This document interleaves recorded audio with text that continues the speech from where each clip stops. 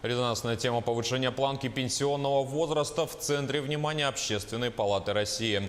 Там прошло так называемое нулевое чтение правительственного законопроекта. Эксперты сформулировали рекомендации и вопросы, в том числе озвучили позицию общественных палат в российских регионах.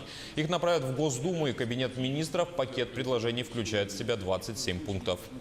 Участники данной встречи нулевых чтений сказали о том, что сегодня закон в таком виде, принят он не может. Вначале надо разработать все программы, показать в том, что это действительно это благосостояние людей в России будет повышаться, полностью будут защищены интересы этих людей старшего возраста, у которых повышается пенсионный возраст. Необходимо ввести страхование от безработицы, и только после этого, уже убедившись в том, что действительно у нас поднимается и благосостояние, и долгожительство, можно, принимать данный закон.